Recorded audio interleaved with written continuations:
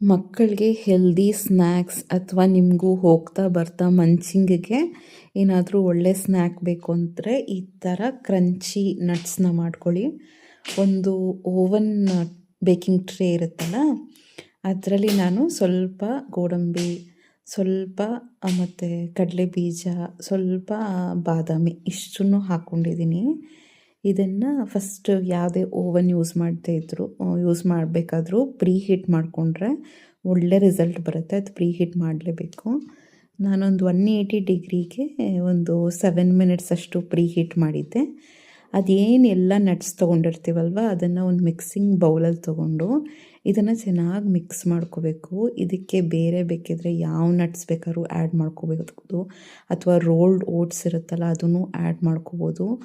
ಪ್ರೋಟೀನ್ಗೆ protein ಆಗುತ್ತೆ, ಜೊತೆಗೆ ಮಕ್ಕಳು ಅನ್ಹೆಲ್ದಿ ಸ್ನ್ಯಾಕ್ಸ್ನ ತಿನ್ನೋದನ್ನು ಸ್ಟಾಪ್ ಮಾಡ್ತಾರೆ. ತುಂಬ ಕ್ರಂಚಿಯಾಗಿ ತುಂಬ ಚೆನ್ನಾಗಿರುತ್ತೆ. ಜಸ್ಟ್ ನಟ್ಸ್ ಜೊತೆ ನಾವೇನು ಮಾಡಬೇಕು ಅಂದರೆ ತುಪ್ಪ ಹಾಕಬೇಕು. 1 ಸ್ಪೂನಷ್ಟು ತುಪ್ಪ ಮತ್ತು ಸ್ವಲ್ಪ ಉಪ್ಪು. ನಿಮಗಿನ್ನ ಸ್ವಲ್ಪ ಸ್ಪೈಸಿ ಬೇಕು ಅಂದರೆ ಸ್ವಲ್ಪ ಚಾಟ್ ಮಸಾಲ, ಬೇಕಿದ್ರೆ ಪೆಪ್ಪರ್ ಮಸಾಲ, ನಿಮ್ಮ ಟೇಸ್ಟ್ ಪ್ಯಾಲೆಟ್ಸ್ ಪ್ರಕಾರ ನೀವು ಹಾಕ್ಕೊಂಡು ಹೋಗ್ಬೋದು. ಈ ಥರ ಟ್ರೈ ಮಾಡಿ, ನಿಜವಾಗ್ಲೂ ಒಳ್ಳೆ ರಿಸಲ್ಟ್ ಬರುತ್ತೆ. ಈ ರೀತಿ ಸ್ಪ್ರೆಡ್ ಮಾಡ್ಕೊಳ್ಳಿ. ಅದನ್ನು ಓವನಲ್ಲಿ ಪ್ರೀ ಹೀಟ್ ಮಾಡಿರ್ತೀವಲ್ವ, ಆ ಓವನ್ನಲ್ಲಿ ಬೇಕ್ ಮಾಡಿದರೆ ಆಯಿತು. ನಾನು ಒಂದು 150 ಡಿಗ್ರಿಯಲ್ಲಿ 10 ಮಿನಿಟ್ಸ್ ಬೇಕ್ ಮಾಡಿದೆ. 10 ಮಿನಿಟ್ಸ್ ಹಾಕಿದ ತಕ್ಷಣ ಒಂದು 3 to 4 ಅವರ್ಸು ಓವನಲ್ಲೇ ಬಿಟ್ಬಿಡಬೇಕು. ಆಗ ಅದು ಈವನ್ನಾಗಿ ಹೀಟಾಗಿ ಕ್ರಂಚಿನೆಸ್ಸು ತುಂಬ ಚೆನ್ನಾಗಿರುತ್ತೆ. ಬೇಕ್ ಮಾಡಿದ ತಕ್ಷಣ ತೆಗೆದು ತಿಂದರೆ ಮೆತ್ತಗೆ ಇರುತ್ತೆ. ಸ್ವಲ್ಪ ಹಾಗೆ ಬಿಟ್ಬಿಡಬೇಕು. ನಿಮ್ಮ ಹತ್ರ ಓವನ್ ಇಲ್ಲ ಅಂದರೆ ತಲೆ ಕೆಡಿಸ್ಕೋಬೇಡಿ. ಐರನ್ ಕಡಾಯಿ ಇರುತ್ತಲ್ಲ, ಅದರಲ್ಲಿ ಸ್ವಲ್ಪ ಉಪ್ಪನ್ನು ಹಾಕಿ ಈ ಡ್ರೈ ಫ್ರೂಟ್ಸ್ ಎಲ್ಲ ಹಾಕಿ ರೋಸ್ಟ್ ಮಾಡಿ ಚೆನ್ನಾಗಿ.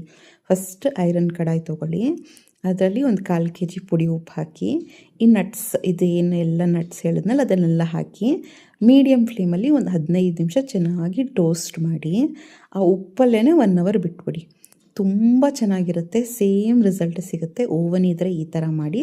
ಓವನ್ ಇಲ್ಲ ಅಂದರೆ ಒಂದು ಐರನ್ ಕಡಾಯಿ ತೊಗೊಂಡ್ರೆ ಬೆಸ್ಟ್. ಇಲ್ಲ ಐರನ್ನೂ ಇಲ್ಲ ಅಂದರೆ ನಾರ್ಮಲ್ ಯಾವ್ದಾದ್ರು ಕಡಾಯಿ ಇದ್ರೂ ಓಕೆ, ಬಟ್ ಐರನ್ನಲ್ಲಿ ತುಂಬ ಒಳ್ಳೆ ರಿಸಲ್ಟ್ ಬರುತ್ತೆ. ಸೊ ನೋಡ್ತಾ ಇರ್ಬೋದು ಎಷ್ಟು ಕ್ರಂಚಿಯಾಗಿರೋ ನಟ್ಸ್ ತಯಾರಾಗುತ್ತೆ. ನೀವು ಮಕ್ಕಳು ಎಲ್ಲ ತಿಂದು ಎಂಜಾಯ್ ಮಾಡ್ಬೋದು.